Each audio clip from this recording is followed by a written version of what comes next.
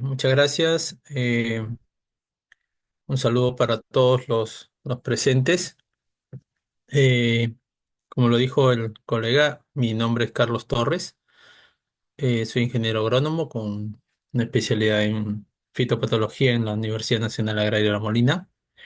Y bueno, desde ya varios años trabajando en el SENASA como parte de las actividades de sanidad vegetal.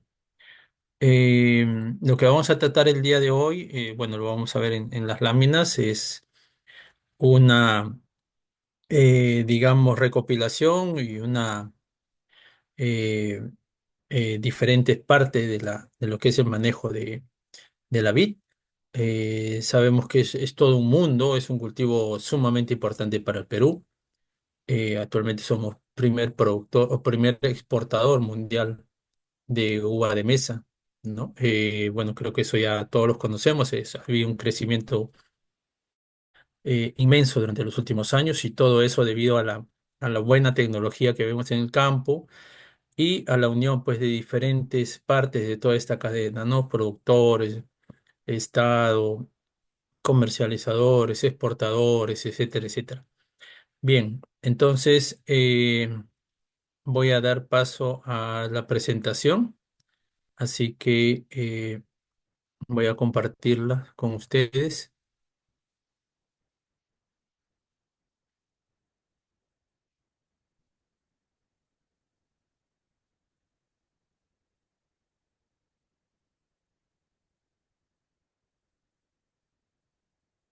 Quería saber si lo ven correctamente, ven la presentación.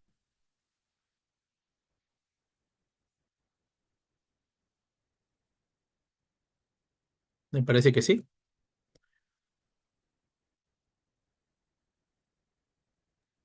Sí, ingeniero Carlos, sí se nota. No escuché bien, sí, ¿no? Está correcto, ¿no? Para empezar ya. Sí, Bien, ingeniero Carlos, ya, ok. apenas. Muchas gracias, muchas gracias. Bien, entonces, el día de hoy damos inicio a unas cinco sesiones relacionadas a los diferentes aspectos en el manejo de la vid. Eh, Como todos sabemos, es un cultivo muy promisorio en el Perú. Es un cultivo que ha ido creciendo con los años. Prácticamente Perú de ser un país en donde no era en realidad una potencia, ni había, digamos, grandes extensiones de cultivo en el Perú, en los últimos años se ha convertido en uno de los principales, por no decir el principal exportador de uva de mesa a nivel mundial, superando a países sumamente importantes en producción de diferentes tipos de frutales, como por ejemplo Chile, ¿no? Bien, entonces, en la siguiente lámina lo que quiero explicarles un poquito son, en todo caso, el programa que vamos a llevar a cabo durante estos días. Eh, en primer lugar, el día de hoy comenzamos con la sesión número uno, en donde vamos a ver aspectos muy importantes en el cultivo de la vid, ¿no? Vamos a hacer un recuento de lo que es el cultivo de la vid en el Perú, en el mundo, ¿no? Su importancia y los números que se manejan a nivel mundial. La situación de los viveros de producción. He querido empezar por esto porque muchas veces no tomamos en cuenta una parte muy importante en la producción de un cultivo, ¿no? Que es que el vivero es el que marca la diferencia. Nosotros escogemos mal una planta y terminamos mal con el cultivo. Y esto no es como una hortaliza que podemos en unos 5 o 6 meses volver a empezar. Esto no se puede hacer con estos cultivos de perennes en todo caso, ¿no? Entonces tiene que haber una buena planificación, tiene que haber un buen conocimiento de qué plantas, qué variedades, qué porte injerto, cuál es la finalidad del viñedo, etcétera, etcétera, ¿no? Entonces, por eso vamos a dar una revisión de todo lo que es los viveros de producción, cuál es la normativa actual, ¿no? Que tenemos en Perú, qué es lo que nos ampara como productores, como personas que queremos iniciar el cultivo de vid, que en el mercado, qué hay, qué normas, qué podemos nosotros acogernos para poder comprar plantas y que nos garanticen que sea de la calidad, no solamente sanitaria, sino la calidad genética de lo que estamos comprando, ¿no? Y en la última parte de esta primera sesión, la selección de plantas, ¿no? Cómo debemos seleccionar una planta, que en realidad es muy similar para otros cultivos, pero es importante y vamos a dar algunos detalles de lo que corresponde al cultivo de vid. En la segunda sesión ya vamos a entrar un poco más ya de lleno a lo que es el cultivo en sí. Vamos a conocer sobre la biología y ecología de la vid, ¿no? Todo lo que debemos saber sobre su crecimiento, su desarrollo, etcétera, etcétera. ¿Qué variedades hay en el mercado? Esto es todo un panorama muy amplio, hay variedades nuevas, clones, qué sé yo, mucha información que tenemos que conocer. No siempre todo está en nuestro país.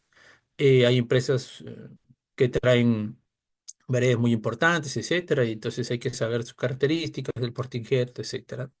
Los mercados de exportación también es importante. Algunos podemos estar pensando en exportación, otros no, porque la exportación es trabajar a un nivel ya tecnológico muy alto, con una inversión bastante grande. Entonces, tal vez pensemos más bien en el mercado local, eh, que también tiene sus buenos, digamos, beneficios para el productor, ¿no?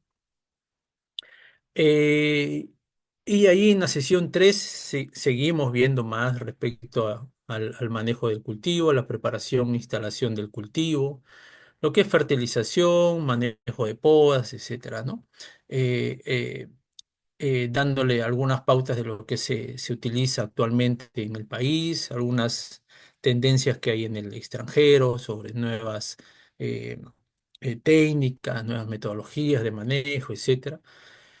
Siempre tratando de, digamos, de colectar lo mejor que hay afuera también, ¿no? No todo lo que está afuera es bueno, también tenemos muchísimo, si no nos superan primeros productores en este momento o exportadores en este momento. Entonces, la tecnología también está acá, pero la investigación también es necesaria. Vamos a ver un poco qué hay de esa investigación. En nuestro país sabemos que tenemos pocos recursos para investigación, así que eso también es una limitante para lo que queremos como país, ¿no? Porque podemos tener y podemos conocer lo que pasa en España, en Francia, en Italia, grandes productores y mucha investigación, pero en realidad eso se puede aplicar aquí en el Perú, ¿no? Un poquito de eso vamos a conversar también en su momento. La sesión 4, el manejo del agua, el riego, etcétera, ¿no? Que también es importante para el cultivo. Y para terminar la sesión 4, las plagas de la vid, perdón, que en realidad son sumamente importantes, ¿no? Todo cultivo siempre tiene una gama de plagas de suma importancia, otras no tan importantes, pero que igual son potenciales, pueden en cualquier momento causar un deterioro en la producción. Vamos a hablar y ahora vamos a tocar un poquito de eso nada más en la elección, por ejemplo, del plantón, en la forma como debemos de conocer el vivero donde vamos a comprar las plantas, etcétera, etcétera. Y ahí nos damos cuenta que hay muchas enfermedades que son, como les puedo mencionar, que son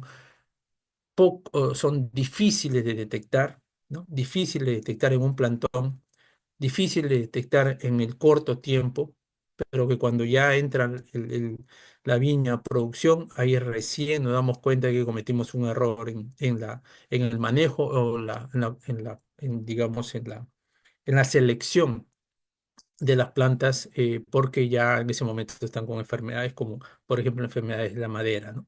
Que son sumamente importantes, no solamente aquí, sino en todo el mundo. Y en la última sesión, la sesión 5, bueno, vamos a ver todo lo que es el manejo integrado de plagas en general, que se refiere pues a todas las acciones o estrategias que podemos manejar o tener nosotros, o aplicarlas sobre las plagas que podamos tener en el campo, ¿no? Y para terminar la última sesión, ya las buenas prácticas agrícolas que también son sumamente importantes, ¿no? En realidad, en los últimos años, como ustedes saben, existen muchos requisitos más que solamente el tema de sanidad, ¿no? El tema de inocuidad, por ejemplo, es sumamente importante. Eh, Antes, pues hace 10, 20, 30 años atrás, pues el uso de los plaguicidas era prácticamente incontrolable, era indiscriminado en algunos casos, y era poco el control que podría haber sobre el producto cosechado, ¿no? Que es la uva en realidad. Eh, pero esto con el tiempo ha cambiado totalmente, ¿no? Ya no solamente se puede tener una de fruta con las características que quiere el mercado, que quiere la gente, sino que también, y también no solamente el tema sanitario, sino también el tema de inocuidad es sumamente importante y la forma como lleva a cabo el productor en una viña, ¿no? Las buenas prácticas agrícolas. Entonces, todo eso en conjunto suma para que pueda exportar uno, ¿no? No es cuestión ahora de que la fruta vaya sana y todo vaya bien. En realidad, el tema de plagas no es el único problema en este momento. Entonces, hay que saber que no podemos hacer aplicaciones, que tenemos que usar controladores biológicos, etcétera, etcétera, y cada vez también tenemos que llegar hacia ese, digamos, a la utilización, perdón, de esas herramientas que vayan a favor del medio ambiente, ¿no? Bien, entonces, estas son las 5 sesiones en las que vamos a tratar perdón, durante estos días, y ya entramos un poco a ver la primera parte de toda esta temática, ¿no? Bien. Entonces, lo que quería mencionarles en esta lámina es un poco sobre el cultivo de la vid, ¿no? Cómo nace el cultivo de la vid. Eh, la vid, pues, es uno de los cultivos eh, muy antiguos en los cuales el hombre comenzó a producirlas desde muchísimos años atrás, ¿no? Se habla de más o menos de 6.000 años antes de Cristo, donde ya en las zonas de entre Asia y Europa, lo que se llama el Cáucaso, empezaron los primeros cultivos hace más de 6.000 años atrás, ¿no? Eh, si se dan cuenta, en el mapa que ustedes ubican allí con las flechas respectivas, se dan cuenta que toda esa zona que, digamos, está con flechas y que indica, ¿no? El avance del cultivo durante los años, ¿no? De ahí, de la zona del Cáucaso, perdón, pasó a la zona del norte de África, de Egipto, etcétera, para llegar nuevamente a los países que están en Europa. Si se dan cuenta, es básicamente todo lo que es el Mediterráneo, ¿no? En el Mediterráneo es donde prácticamente los países que están allí son los que iniciaron con este cultivo hace muchísimos años y pues siguen siendo actualmente los que lideran en muchos casos la producción, por ejemplo, de vinos, ¿no? Eh, Son famosos, por decir así, Francia, Italia, España, ¿no? En producción, en calidad de vinos también. ¿Y por qué? Porque la vid, pues, ha sido, pues, un cultivo que prácticamente nació en esa parte del... eh, Posterior a su introducción a Europa, la vid, pues, comenzó a tener, digamos, un incremento en áreas de cultivo. Y de ahí ya comenzó no solamente a extenderse por todo lo que es Europa, todo lo que es África, Asia, sino también ya llegó al continente americano cuando los españoles, bueno, en caso nuestro, por ejemplo, los españoles lo trajeron aquí hacia América, ¿no? Entonces, en resumen, el origen de la vid, el cultivo en sí, eh, las variedades, etcétera, etcétera, nacieron pues en todos los países que están alrededor del Mediterráneo, ¿no? Italia, España, Francia, los países del norte de África, Turquía, etcétera, ¿no? Y de ahí ya posteriormente pasaron a nuestro continente, ¿no? Con la colonización de los españoles, para el caso de Perú, por supuesto, ¿no? Entonces, bueno, como ustedes saben, los diferentes países europeos colonizaron pues varios países, o los que son actualmente varios países de América, desde Norteamérica hasta Sudamérica, ¿no? Y se habla de que los primeros viñedos o las primeras producciones de vid se dieron en California, en Norteamérica, básicamente de Estados Unidos y México. Como ustedes saben, bueno, parte de California en algún momento fue territorio de México también. Entonces, toda esa zona fue de las primeras en donde se inició la producción de vid, ¿no? Con fines mayormente de producción de vino, ¿no? Porque eso era en un inicio, era el objetivo de la vid. El uso de la fruta fue creciendo con los años, ¿no? Convirtiéndose en un producto también de mucha demanda, ¿no? Pero lo primero para que fue creado es para la producción de licor, de vino. Entonces, eh, se habla, bueno, los historiadores hablan mucho de la zona de California, ¿no? También se sabe actualmente que California en los Estados Unidos es un centro de producción sumamente importante. Están uno de los vinos de mayor calidad también en el mundo, la producción también una producción excelente, ¿no? Entonces, de allí, más o menos por los años 1800, se comienza a expandir ya hacia diferentes países, ¿no? En el caso de Perú también llega a Perú a través de los españoles y, eh, y se habla en el caso de Norteamérica, pues de la famosa Valera Thompson, ¿no? Que nació allá por 1800. Honor a él es el que se coloca el nombre a esta variedad que fue cultivada desde sus inicios en esa zona de Norteamérica, en todo caso, entre México y los Estados Unidos, ¿no? En el caso de Perú, en el caso de Perú, ¿no? Eh, perdón. Eh, Antes de entrar al caso de Perú, quería mostrarles, una vez que ya sabemos la ruta de la producción o la producción en sí, o el cultivo de la vid en el mundo, quería manifestarles cuál es la situación actual, ¿no? En este momento de la producción de uva o de vid en el mundo, ¿no? Se estima que hay más o menos 7,3 millones de hectáreas, ¿no? Se imaginan, es una barbaridad a nivel mundial el cultivo de vid, 7,3 millones, con un promedio de producción de 10 toneladas por hectárea, ¿no? Es un promedio, claro, mundial, por lo tanto, hay países, y en el caso de Perú eso se duplica, se triplica, inclusive hasta más, ¿no? Dependiendo de las zonas, y en muchos países también, pero hay zonas donde la producción también es muy baja, entonces el promedio, digamos, mundial está por 10 toneladas aproximadamente, según el Organismo Internacional de Vid, ¿no? Y estos 7 millones y tanto de hectáreas producen más o menos unos 74, 75 millones de toneladas de uva, ¿no? Uva, hablamos como fruta que puede ser usada para diferentes tipos de, o puede tener diferentes tipos de uso, ¿no? Que lo vamos a ver más adelante, ¿no?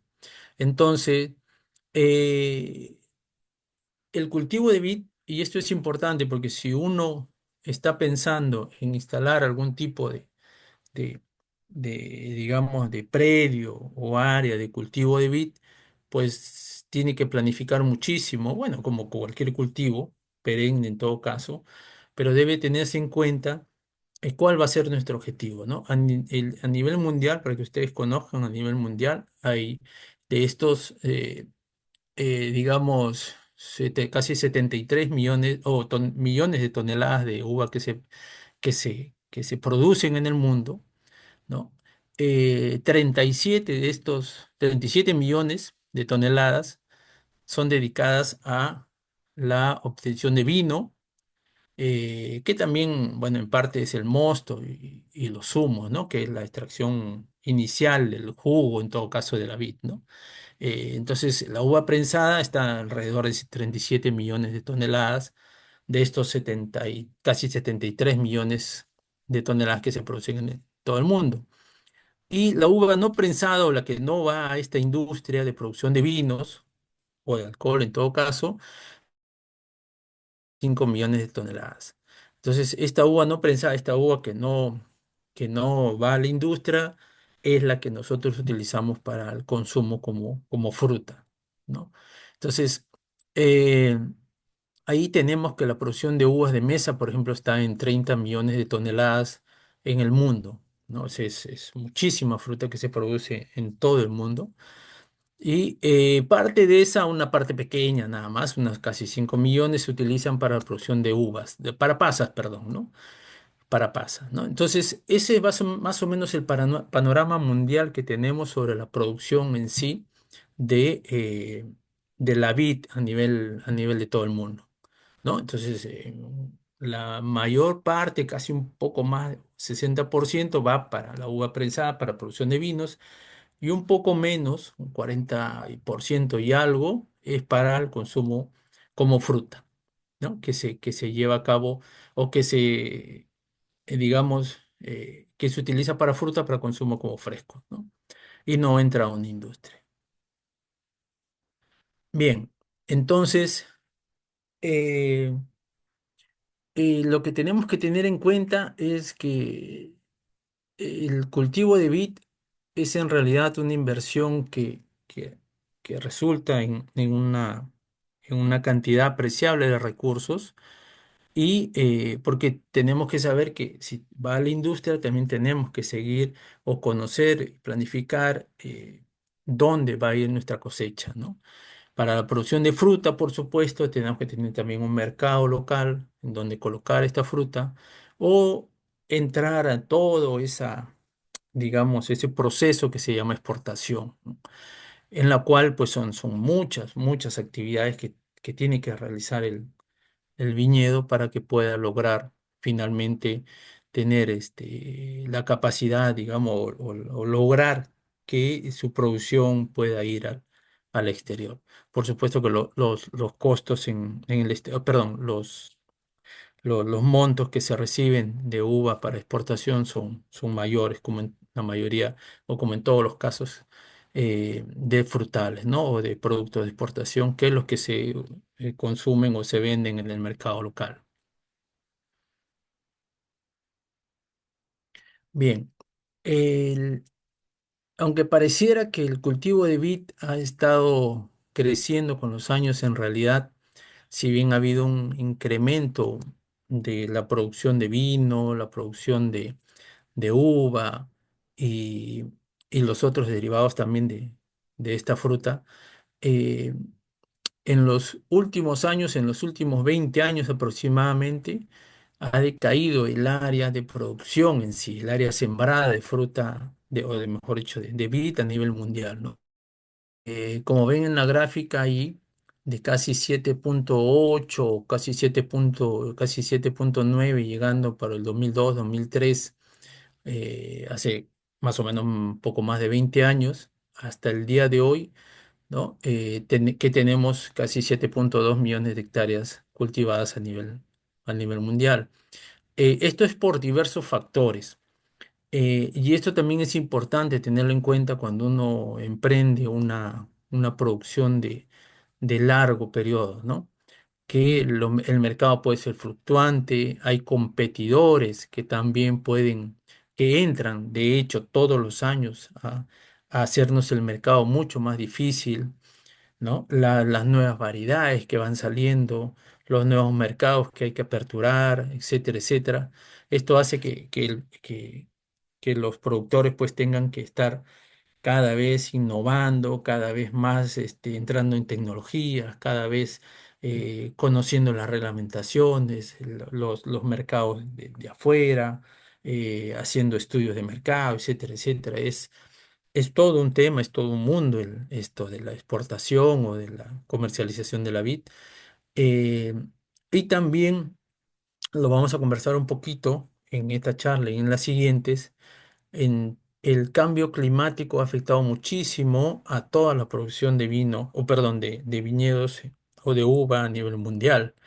Eh, Ha habido el 2023, 2024 han sido caídas muy, muy grandes en la producción debido al cambio climático, ¿no? Sobre todo las sequías en Europa, en España, en Italia, ¿no? El aumento de temperatura, las tormentas, etcétera, etcétera, ha hecho que durante los años, pues, el cultivo de vid haya sufrido mermas en el hectareaje y en la producción en sí.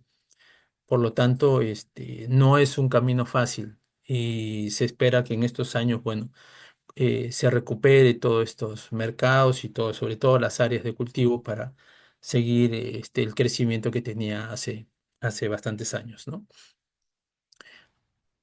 Bien, ahora, si queremos saber un poquito cómo están distribuidas las áreas, quiénes son los principales productores en el mundo, en esta gráfica podemos ver que España sigue liderando el área cultivada a nivel mundial, ¿no? Cerca del 13% del área cultivada en el mundo en vid lo tiene España, ¿no? Le sigue Francia con el 11%, China, es un país que en los últimos años ha crecido muchísimo en el crecimiento de las hectáreas eh, el área sembrada, mejor dicho, de vid en el mundo.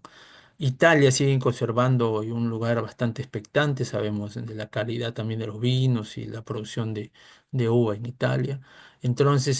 Perdón, entre España, Francia, China e Italia está casi el cuarenta y tantos por ciento de la producción o del área cultivada en el mundo, ¿no? En vid. Son los países que dominan este cultivo, por el mismo hecho, como les contaba un poco en la historia que hemos visto, ¿no? Que son los países en donde la vid ha nacido prácticamente allí, ¿no? Entonces el conocimiento y el cultivo se ha adaptado muy bien a esas zonas, ya conocen muy bien también la forma de producir, el manejo de plagas, etcétera, etcétera. Y esto ha hecho que sigan siendo los países con mayor área en todo el mundo, ¿no? Bien, en esta gráfica justo es muy similar a la anterior, ¿no? Porque son la superficie de área, o sea, o el área sembrada de los principales países. Ahí lo vemos desde el lado izquierdo hacia el lado derecho, ¿no? Empezando por España, número uno, Francia y China continental. Lo que quiero ver ahí, fuera de que ya se mencionó a Italia, etcétera, etcétera, y los demás países, las producciones, cada barrita es un año, ¿no? Son 20 años, más o menos, que identifica cada barrita, ¿ya? Desde la izquierda, la última a la izquierda, mejor dicho, la primera a la izquierda vendría a ser el 2020 y la barrita más a la derecha de cada uno de esos países es el 2021, ¿no? Hasta donde hay las estadísticas. Entonces, vemos ahí que casi todos los países, España, Francia, si bien han tenido una caída relativamente, digamos, no tan estrepitosa en el área cultivada, lo que quiero que vean es a China, ¿no? El tercer país ahí en la lista, ¿no? Ellos no han tenido ninguna caída, más bien ellos han tenido un crecimiento muy, muy acelerado desde el 2020, ¿no? Hacia el 2021, perdón, desde 2000 a 2021, se nota que ha tenido un crecimiento muy, muy significativo, a diferencia de todos los otros restantes 10 primeros productores, ¿no? Prácticamente todos se mantienen, han bajado un poco en algunos casos, uno que otro ha subido, ha vuelto a bajar, pero están por ahí en su promedio de área cultivada, digamos, anual.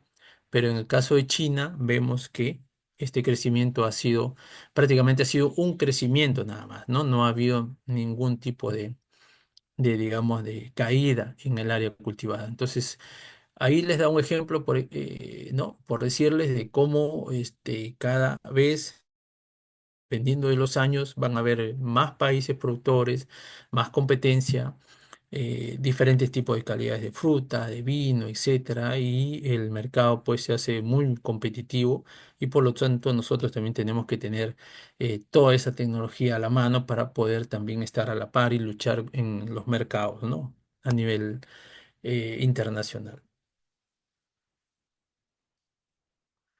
Bien, ahora lo que vemos en ese gráfico es un poquito lo que ya conversamos en antes, ¿no?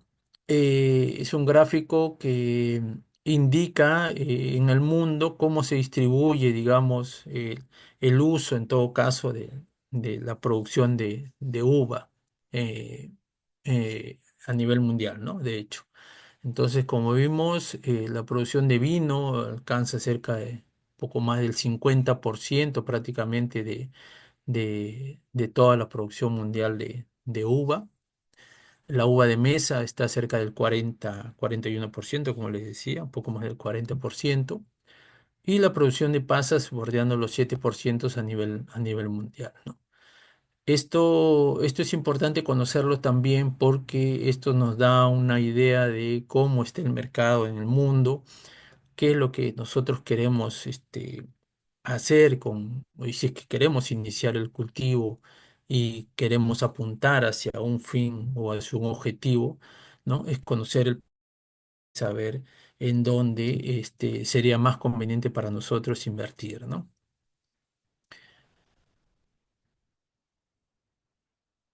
Bien, ahora, como les decía, eh, siempre hay problemas, ¿no? O sea, la problemática de cada cultivo, llámese palta, arándanos, en el caso de Perú, por ejemplo, ¿no? El banano, eh, el mango, etcétera, que son, digamos, de los productos que los cítricos, ¿no? De los que somos, pues, exportadores en grandes cantidades, pues siempre tienen sus altas y sus bajas, ¿no? Y eso también tenemos que conocerlo, eso también tenemos que saber. Cada cultivo tiene sus pros y contras en relación a todas estas, digamos, condiciones, en todo caso ambientales, ¿no? Porque el ambiente es el que marca esa diferencia, ¿no? Si el clima es favorable a las plantas, pues todo va a ir prácticamente, no todo bien, pero al menos bastante bien, ¿no? Pero sí, las condiciones climáticas y sobre todo ahora el cambio climático afecta a diferentes países. eh, Esto va a marcar pues una limitante en la producción, por ejemplo, ¿no? Entonces, por ejemplo, ahí les he colocado algunas notas que sacan los diarios o las revistas internacionales en Europa, por ejemplo, ¿no? eh, eh, Indican pues que, por ejemplo, en Europa ha habido una caída tremenda de producción de vid y de vino en sí, que no se veía hace casi medio siglo, ¿no? 50 años no habían tenido tanto problema, ¿no? Y básicamente porque el cambio de clima afecta a la producción en sí y también altera el desarrollo de las plagas, como sabemos, ¿no? En muchos casos, no en todos los casos va a favorecerlas, en algunos casos las desfavorece también, pero aquellas que favorece van a convertirse en un problema en que tenemos que lidiar. Se nos incrementan los costos de cultivo porque tenemos que invertir más en poder solucionar esos problemas de plagas y esto pues conlleva a que las ganancias y la producción en sí no sea la mejor, ¿no? Entonces, el mildiu, por ejemplo, que lo vamos a ver ya en el capítulo, en la sesión que nos corresponde a plagas, es pues una de las enfermedades más importantes en el mundo, ¿no? Y si bien es manejable, si bien es una enfermedad de la parte aérea, que no podría comprometer, digamos, algunos dirían no podría comprometer a la planta porque no llega a matarla, digamos, como puede ser una enfermedad de madera o en todo caso alguna enfermedad más grave, pues condiciones climáticas en enfermedades de la parte aérea, pues hacen que ésta explote, ¿no? Que simplemente hay epifitias y sea prácticamente muy difícil de manejarla, ¿no? Lo vamos a ver en su momento en la parte de plagas y enfermedades. Y esto es lo que ha venido pasando en los últimos años, ¿no? Entonces, el cultivo de vid a nivel mundial está en una recuperación importante en este momento, dependiendo también de las condiciones climáticas que se den en los siguientes años, ¿no? Bien. Eh, en el caso nuestro, en el caso de Perú, eh, la situación ha sido bastante buena, si bien desde 2022 al 23 y 24 ha habido un decremento un- en algo de la producción y de las exportaciones, pues eh, nosotros estamos en este momento superando las 600.000 toneladas de uva de exportación. El 2021-22 se llegó a casi más de 700.000 toneladas. Y de ahí, más o menos del 21 al 22, ya Perú pasó a ser el exportador número uno a nivel mundial, ¿no? Eh, y esto es importante para nosotros. De hecho, esto trae consigo eh, eh, mucha mano de obra, una mejor, digamos, capacidad para enfrentar la pobreza, trae recursos, etcétera, etcétera, ¿no? Entonces, esperemos mantener esto. Hay mucha tecnología en el campo, hay mucho profesional altamente capacitado en la producción, manejo, en temas sanitarios, las entidades también que trabajan de la mano con los, digamos, con los predios de exportación, en este caso BID, como el SENACE, etcétera, también dan su grano de arena para que esto se haya logrado, pero esto tiene que continuar, ¿no? Entonces, de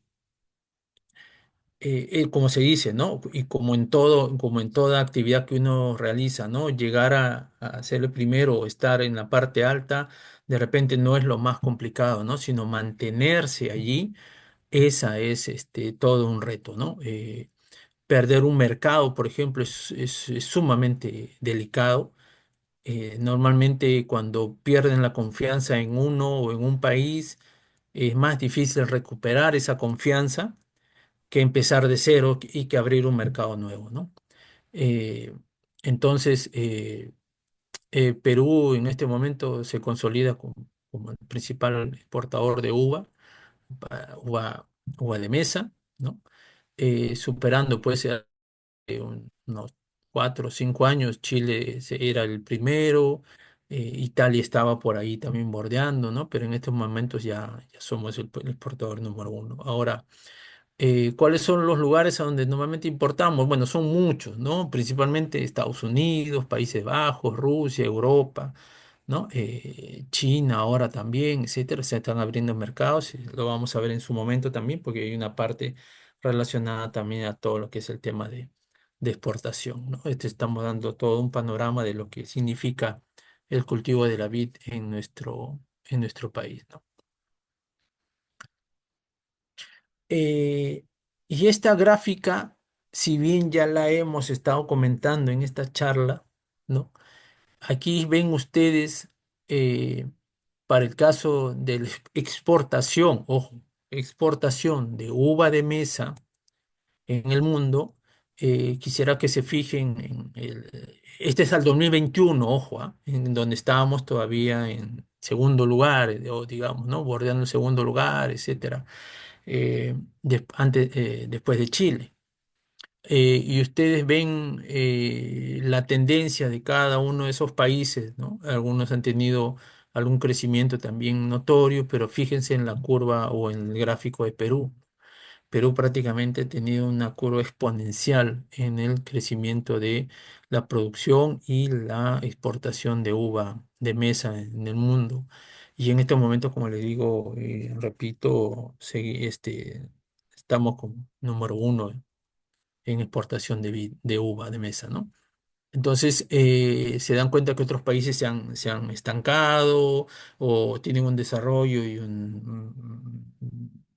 digamos, una disminución en su producción, algunos un poco más marcada, otros no tanto, pero también fíjense en China continental, que es en este caso el sexto país que ven ustedes en orden.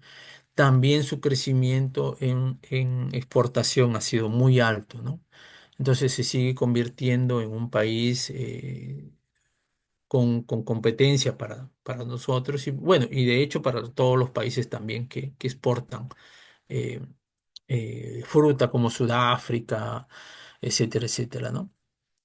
Italia, Chile, sí. Entonces, esta es la tendencia nuestra, esperamos continuar en esa tendencia de poder seguir produciendo calidad en uva de mesa y que podamos pues seguir teniendo muchos recursos para el país a través de esta industria, ¿no?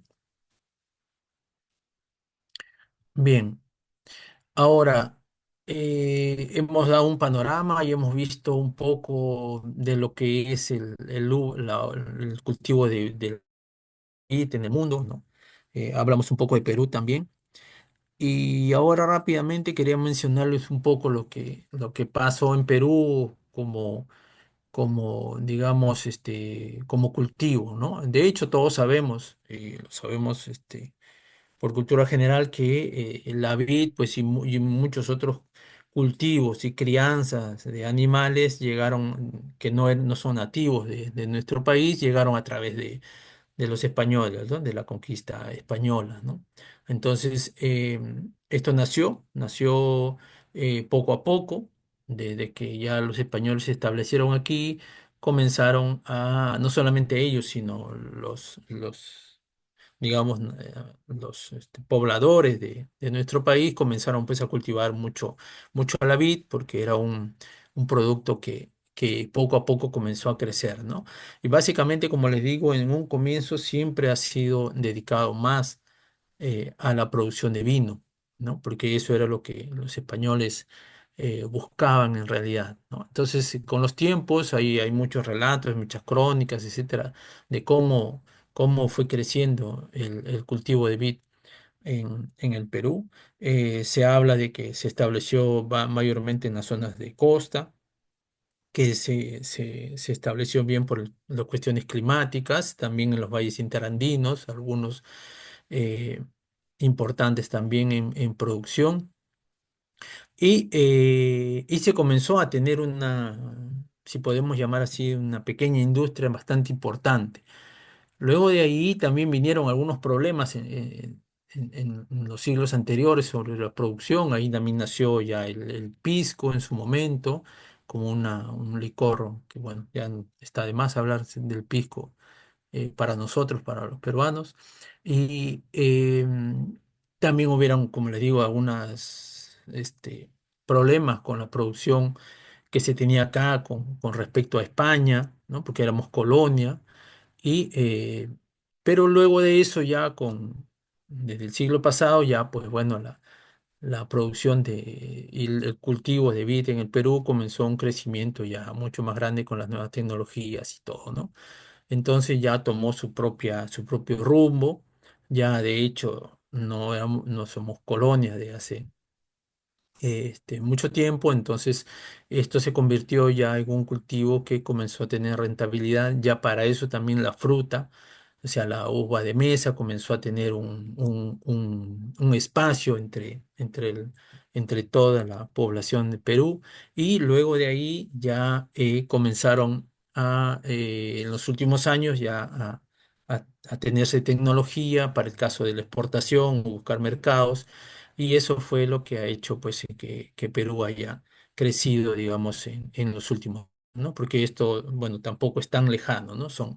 Son pocos años en los cuales el Perú ha logrado este crecimiento importante en la producción y en la exportación de uva. Eh, Sobre el caso del pisco, bueno, es una historia bastante importante para nosotros, es el producto bandera de nuestro país y bueno, eso eh, ya casi todos lo conocemos, ¿no? Bien, ahora hablando un poco de cómo está distribuida nuestra área sembrada de vid en nuestro país, pues debemos de saber. que hay regiones en donde la vid pues se ha convertido como un cultivo bandera, como un cultivo en el cual se adaptó muy bien las variedades modernas, digamos, que, que, que eran solicitadas no solamente por el mercado internacional, sino el mercado también local. Entonces, hablar de ICA, pues es hablar de vid, de hecho, ¿no? Es el centro de producción, es el departamento o región con producción más alta, con área cultivada más alta en este momento en Perú. Ahí ven un poco los números que tenemos según las estadísticas del Ministerio de Agricultura. Y una región, ¿no? Importante en producción actualmente es Piura, ¿no?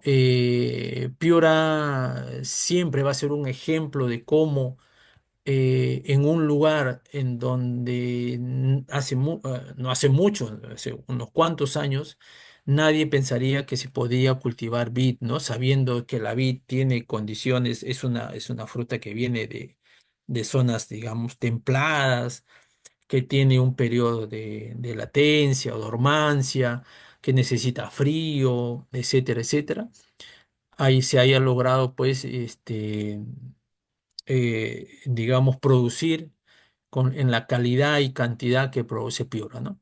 Entonces ahí ustedes pueden darse cuenta de cómo es posible lograr cultivar algo solo, aplicando mucha tecnología en lugares en donde de repente las condiciones climáticas no son o no solamente las óptimas, sino no son las que requieren cultivo porque provienen de zonas de diferente hemisferio, por ejemplo, ¿no? Y bueno, luego de Piura está también Lima, que es más en gran parte dedicado al pisco, la Libertad, exportación, Lambayeque también exportación, ¿no? Uva de mesa en todo caso, y regiones también importantes como Arequipa, ¿no? Y la zona sur, Tacna, Moquegua, con áreas dedicadas al cultivo de vid para pisco, ¿no? Que es digamos, el tipo de cultivo que más se ha desarrollado en la zona sur del Perú, ¿no? Para la producción de pisco. Bien, haciendo un total aproximado de más de 35.000, 37.000 hectáreas cultivadas a nivel nacional. Hay departamentos donde también se cultiva algo, pero que es muy poco, ¿no? Entonces las estadísticas no, o si las mencionan, no influye mucho en el total nacional que tenemos actualmente. Bien. eh, Ahora, ¿cuáles son aquellos departamentos que están, digamos, liderando esta producción y exportación de uva de mesa? Pues es Ica en mayor parte, seguido de Piura, La Libertad y Lambayeque, ¿no? Los cuatro prácticamente abarcan el 90% de las exportaciones que tenemos actualmente en el Perú. Estos cuatro departamentos son sumamente importantes también en tecnología, en variedades, en el cultivo en sí de uva de mesa, ¿no? Para exportación. Y luego hay otros lugares ya en menor grado, ¿no? Que digamos están más dedicados a la producción de uva para pisco, para, sobre todo para pisco, ¿no?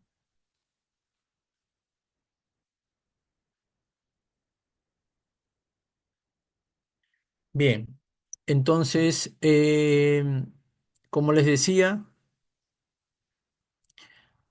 Perú se ha consolidado y existe en este momento mucha tecnología ligada al cultivo de vid. Eh,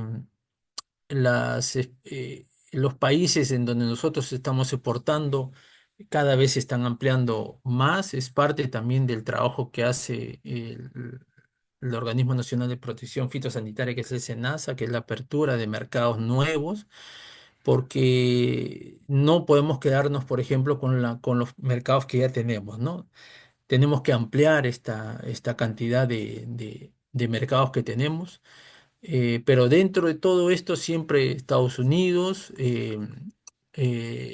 como les digo, en Europa, Alemania, los Países Bajos y en los últimos años China están siendo pues los mercados a donde estamos exportando nuestra mayor cantidad de fruta. Por lo tanto, necesitamos seguir manteniendo estos mercados para poder lograr eh, que la producción no caiga, el área cultivada sigue incrementándose en todo caso y para nuestro país, ¿no? Y también se exportan a muchos otros lugares, ¿no? Japón, Argentina, Indonesia, todo lo que es Asia, en Centroamérica también, ¿no? En Norteamérica ni hablar, México, Canadá, ¿no? Los países, como les digo, de Asia, algunos de Sudamérica como Colombia, ¿no? Entonces son nuestros mercados y los cuales tenemos que cuidarlos para seguir siendo, digamos, exportadores número uno, ¿no?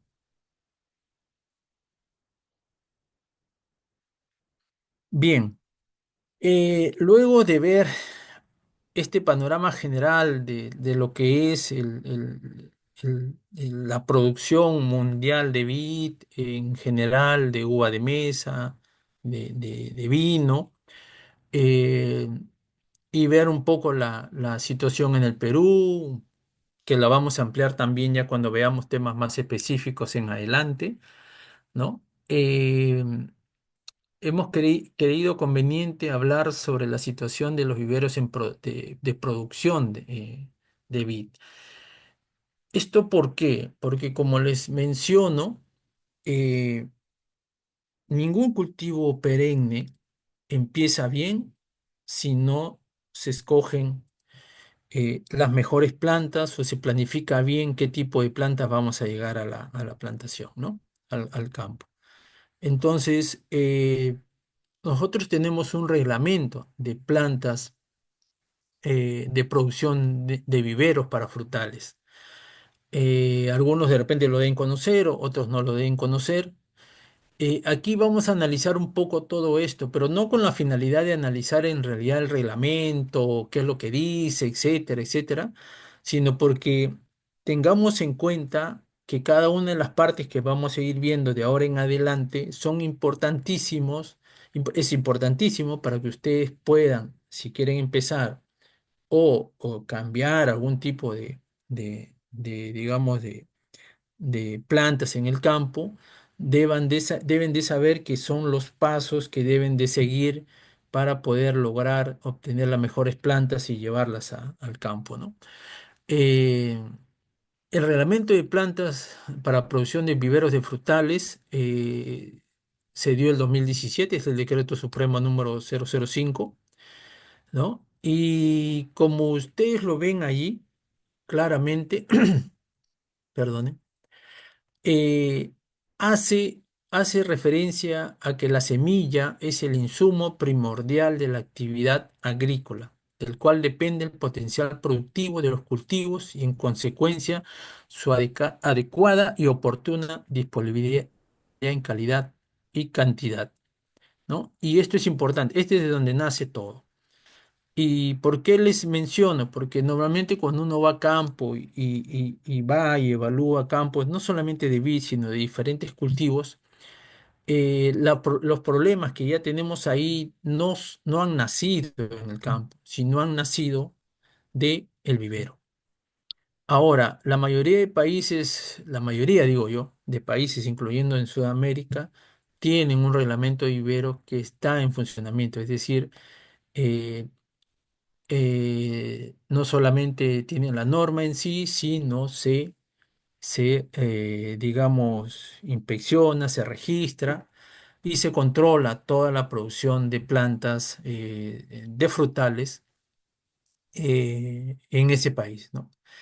Eh, nosotros estamos, o en todo caso, esta norma, si bien se ha dado, no se está logrando eh, realizar o digamos, llevarse a cabo en la realidad, ¿no? Y eso es lo que le quiero mencionar en adelante para poder tomar las consideraciones del caso. Entonces, eh, el artículo 1, por ejemplo, menciona, y yo lo he marcado ahí, la idea no es revisarse todo el reglamento, como le digo, sino que ir viendo las partes que tiene el reglamento, que es muy similar a los reglamentos que se dan en otros países, pero que en realidad allí sí funciona o se han ya hecho realidad en el campo, ¿no? Em, eh, tiene tiene cerca de 12 títulos, 8 capítulos, etcétera, etcétera. Y en cada uno de ellos nos va a dar las pautas de lo que, digamos, un vivero de producción debe de tener. En nuestro país, lamentablemente, todavía eso no está chequeado, no está supervisado por la autoridad. Y por lo tanto, ahí tenemos el primer problema y es lo primero que les quería mencionar, porque normalmente salimos y vamos al mercado a buscar las plantas y no tomamos en cuenta esa, digamos, o no tenemos ese conocimiento de que las plantas deben tener la mejor calidad genética, la mejor calidad sanitaria, ¿no? El vigor necesario, etcétera, etcétera, y el proceso de producción que debe tener. Entonces, eh, en el artículo 1, por ejemplo, de los fines de las disposiciones generales indica, ¿no? Eh, que este decreto supremo tiene por finalidad contribuir a mejorar la productividad de la fruticultura a través de la producción, certificación y comercio de plantas de vivero de frutales de calidad. Si nosotros no podemos saber si eso existe en este momento, como lo repito, en nuestro país, ¿no? Todavía falta. Entonces encontramos lugares en donde nos ofrecen plantas y no hay ningún tipo de control, por hablar así claramente. Entonces allí es donde nosotros, como productores o como personas que queremos adquirir las plantas, tenemos que tomar en cuenta que eh, prácticamente tenemos que basarnos en la calidad del vivero, en la tecnología que tiene el vivero, en lo que nos está ofreciendo y nosotros también tener un conocimiento de lo que queremos para poder llevarlo mejor hacia nuestro campo, ¿no?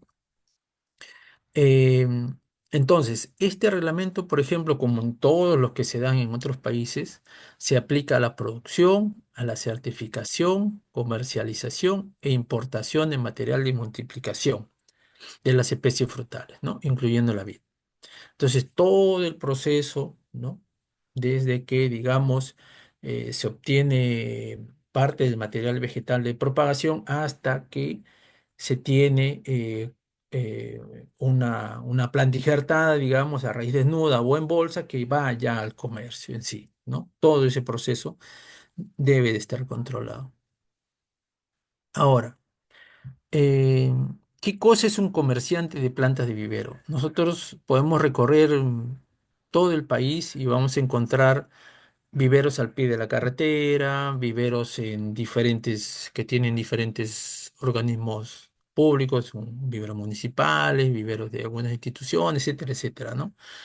Eh, entonces, en realidad, ¿qué cosa es, digamos, un comerciante de plantas de vivero?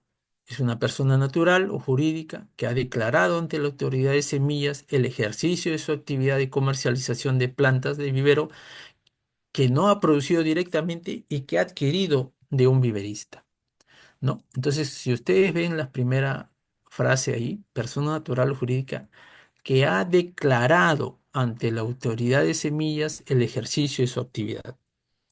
Si nosotros nos podemos a chequear y solicitar a los viveros que hay en todo el Perú, en donde podamos comprar, por ejemplo, plantas de vid, prácticamente una mínima parte, ¿no?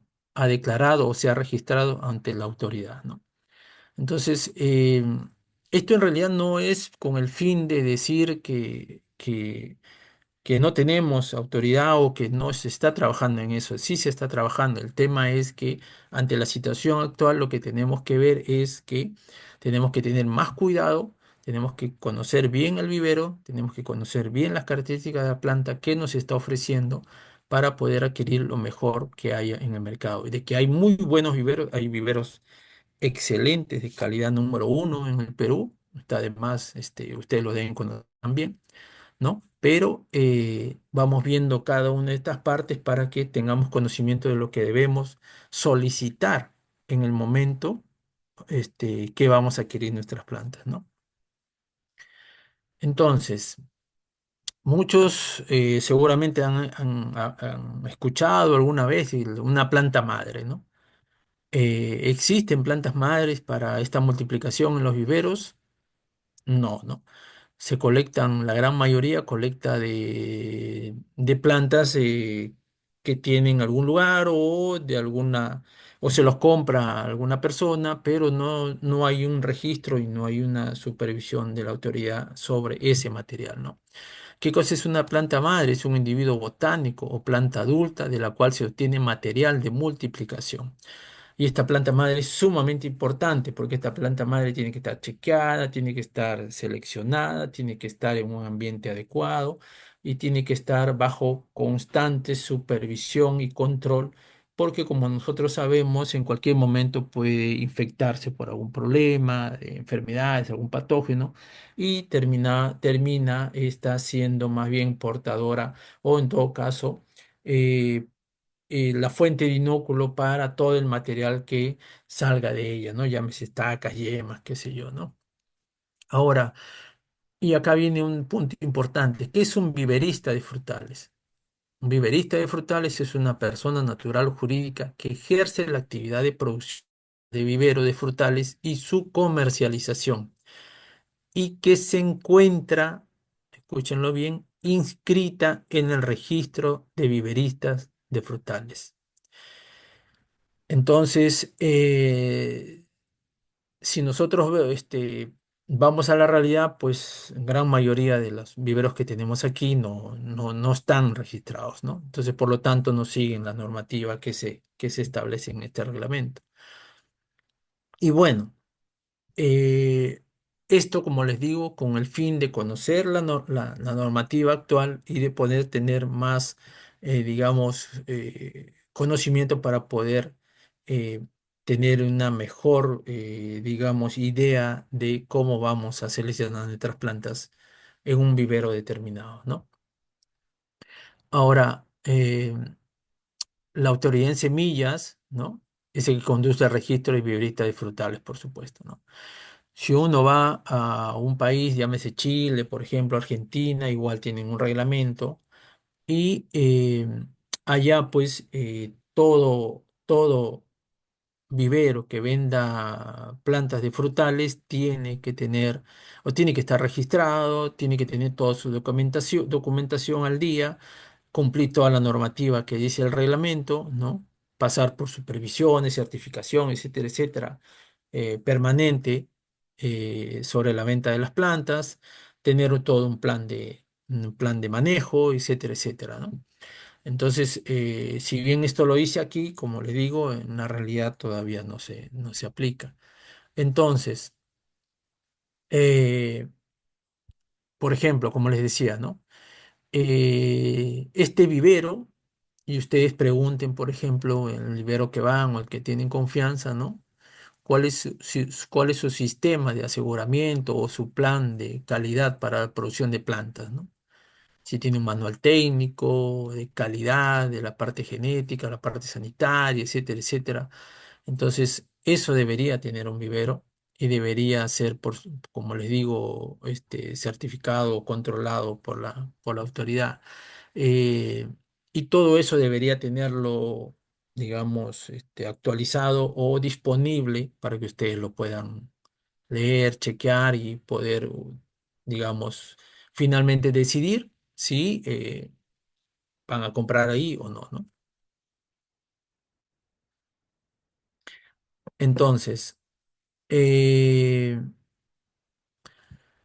el control fitosanitario es sumamente importante. ¿Cómo sabemos nosotros si o qué nos garantiza en todo caso si el vivero no está registrado, no tiene ningún plan de manejo, etcétera? ¿Quién nos garantiza que lo que estamos comprando tiene la calidad sanitaria, estamos hablando de la parte sanitaria en este momento, tiene la calidad sanitaria necesaria. Em, por el momento no lo hay, ¿no? Simplemente tenemos que basarnos en lo que podemos observar, ¿no? En la sintomatología, en la presencia de insectos, fuera de lo que es el vigor de la planta o digamos la, la indicación de la calidad genética o del tipo de variedad, etcétera, de vid que estamos comprando, no solamente en la púa, sino también en, en en el patrón, ¿no es cierto? eh, Porque es imposible que nosotros podamos detectarlo, ni tenemos ningún equipo, eh, como le puedo decir, que podamos hacer una prueba para determinar si es así o no, ¿no? Entonces el control o el control fitosanitario en realidad que debería tener estos viveros, eh, como les digo, hay viveros de mucha calidad y que sí lo tienen y en la cual hay una garantía para comprar esto en muchos de los viveros más pequeños que se tienen en el país, pues, lamentablemente esto no se da, ¿no? Entonces compramos plantas que están, claro, están verdes, están injertadas, aparentemente prendió el injerto, las vemos relativamente sanas, están verdes, brotando, etcétera. Entonces concluimos de que la planta está ok, pero la llevamos al campo y en unos 5 6 7 8 años ya de producción comenzamos a ver una deficiencia en el crecimiento, plantas que se quedan, etcétera, etcétera. No hay una homogeneidad en el crecimiento de las plantas, eso significa que eh, posiblemente un problema fitosanitario, un problema de enfermedades, etcétera, ya está haciendo o está comenzando a colapsar muchas de las plantas, ¿no? Y como les digo, pues lamentablemente un cultivo perenne no es posible cambiarlo de la noche a la mañana. Eso es una inversión muy, muy alta, ¿no? Bien. Eh, ¿Hay una infracción sobre esto? Sí, pero creo que está más, bueno, no, está de más de hablarlo. En realidad hay sanciones, sí hay sanciones, pero en realidad como no se da digamos, en el campo esto, uno puede producir y vender y comercializar, ¿no? Eh, Esperemos, por supuesto, que esto ya en corto tiempo se pueda cambiar, ¿no? Y pueda haber toda una certificación, un registro, un listado de los viveros autorizados y con todo su plan de manejo como les vengo mencionando, ¿no? Bien, entonces, en conclusiones, el vivero, como les digo, es el principal punto de partida, ¿no? Porque allí vamos a obtener las plantas que nos van a tener que rendir por muchos años. Entonces, esta lectura, esta parte del reglamento que se tiene actualmente de viveros es importante porque nos permite ya tener una idea de lo que debemos, como les decía al inicio, debemos de conocer para que cuando vayamos a un vivero, tengamos el conocimiento para solicitarle que nos brinden esa información o que en todo caso nos den la documentación necesaria, ¿no? Y ahí ya nosotros tomamos nuestra decisión de comprar o no comprar un determinado tipo en este caso, vid, ¿no? O plantones o plantas de vid. Eh, Ahora, hemos hablado un poco digamos, de la normativa que hay actualmente en nuestro país, de la situación de los viveros en nuestro país.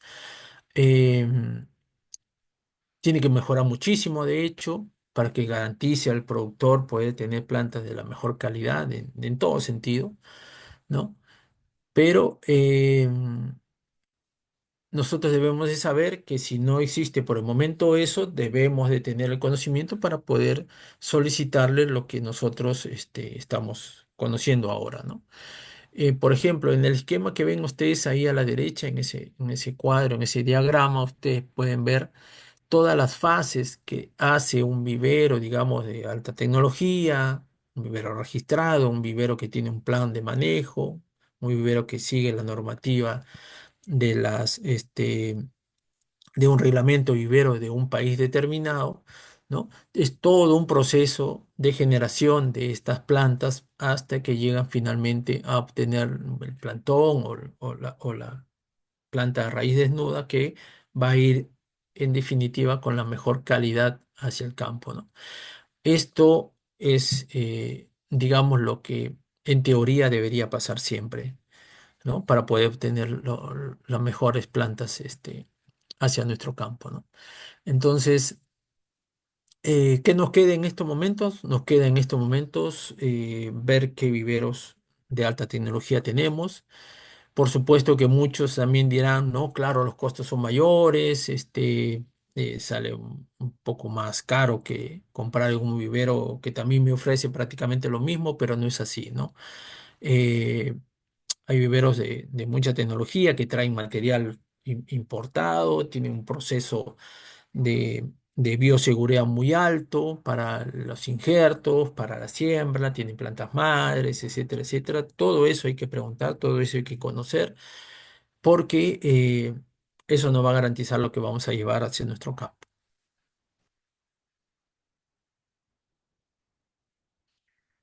Eh,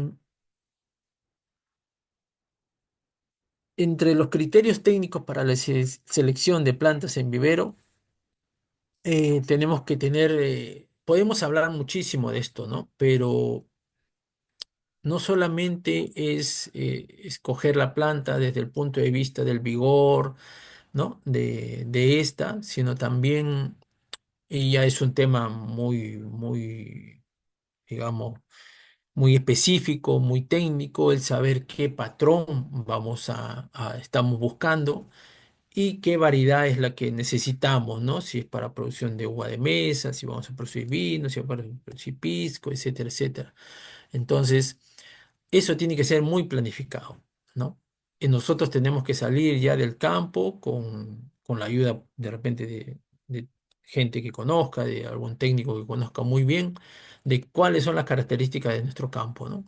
No es ir al vivero y buscar y preguntar y decirle cuál es la variedad que más se vende o que es más dulce, que no tiene pepa, etcétera, etcétera, ¿no?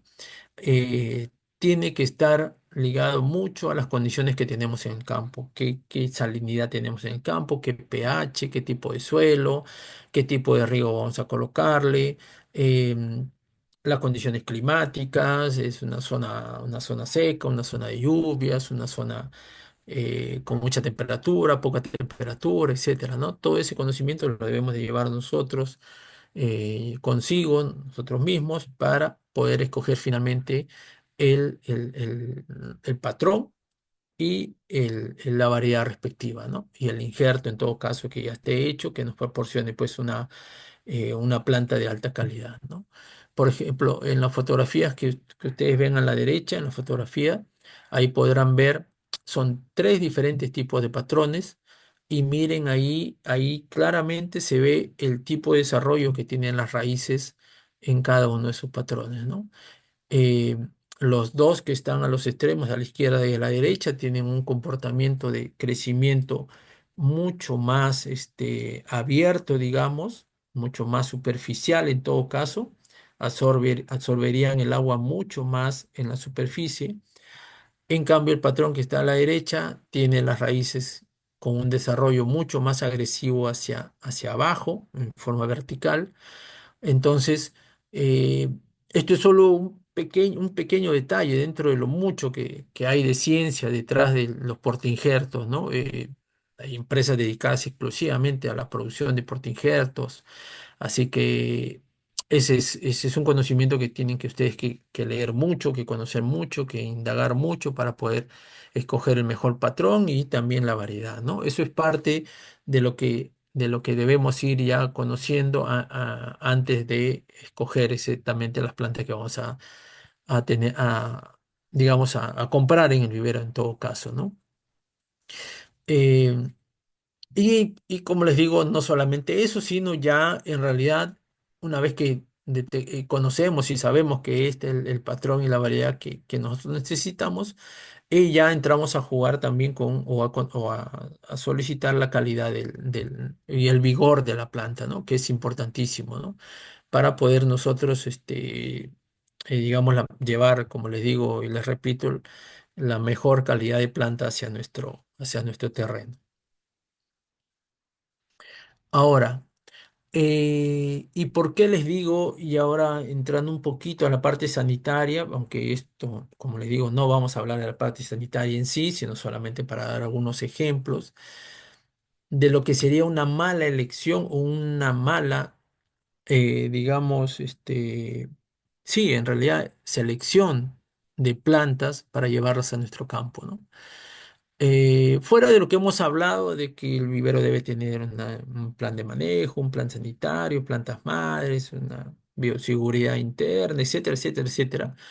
eh, lo que debemos de tener en cuenta es que en muchos casos, eh, muchos de los problemas que no se ven en ese momento se van a ver en algunos años en adelante. Y la vid tiene esos problemas, a diferencia de otros tipos de frutales.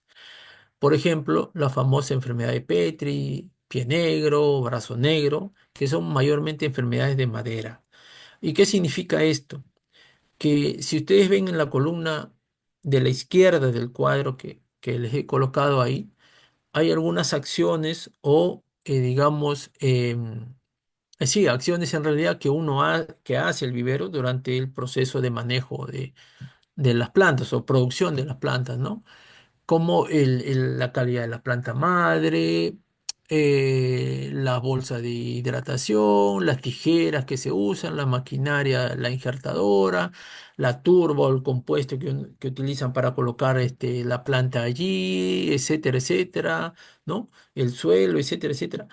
Todo eso trae consigo, como lo ven en las columnas de la derecha, y ya se ha demostrado científicamente que está asociado a diferentes tipos de patógenos que pueden contaminar la planta. Es decir, con la máquina injertadora, tales o tales patógenos que podemos tener ahí. Y básicamente son patógenos que atacan la madera, como les digo. ¿Y esto por qué enfatizo? ¿Por qué no se habla de otro tipo de enfermedades o otro tipo de insectos? ¿Y por qué tanto hablamos de esto? Porque en el caso de vid, esto no se puede detectar al año siguiente, a los 2 años, a los 3 años. En algunos casos sí, ya se pueden ver plantas enfermas, pero esto va a ser en los años de cultivo ya, ¿no? Entonces vamos a empezar con un primer año pensando de que las plantas están perfectas, crecieron muy bien, se les fertilizó muy bien, etcétera, etcétera. Pero como no nos detuvimos a ver el vivero, la calidad del vivero, la calidad sanitaria, los procesos que tiene para poder obtener plantas sanas, totalmente sanas para la venta. Entonces compramos plantas que, digamos, o simplemente a ciegas, como se dice, ¿no? Y estas enfermedades de madera se van notando, ¿no? Como Phaeocromonium, por ejemplo. eh, en el tiempo, ¿no? Y cómo se observan con el decaimiento, plantas que no crecen, plantas que comienzan a secarse, a tener muerte regresiva, que tienen una producción muy baja, ¿no? Etcétera, etcétera, y hasta que poco a poco van comenzando con la muerte de plantas en sí. Entonces,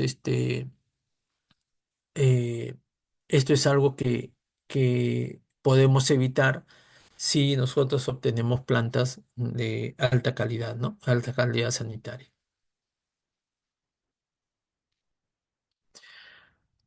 Aquí hay algunas fotografías, por ejemplo, de lo que son estas enfermedades, que les menciono, enfermedades de la madera.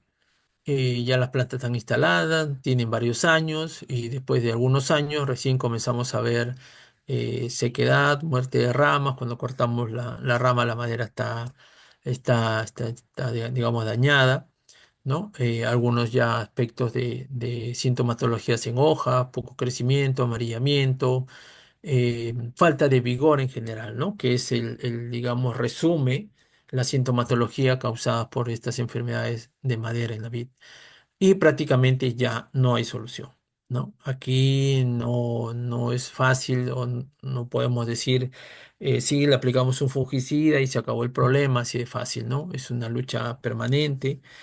Se trabaja mucho en todo el mundo sobre estos temas, tratar de buscar control, pero en la mayoría de casos eh, es poco el efecto que se puede tener en el manejo o control, ¿no? Entonces, ¿qué cosa hay aquí? Simplemente prevención. Y este es solo un caso, digamos, ¿no? Un grupo de enfermedades.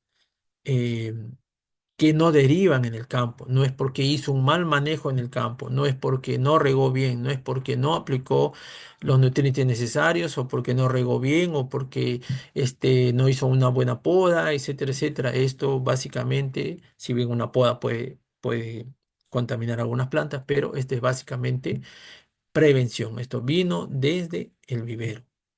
Entonces, siempre resaltando esta parte importante porque en plantas perennes debemos de tener en cuenta mucho esto.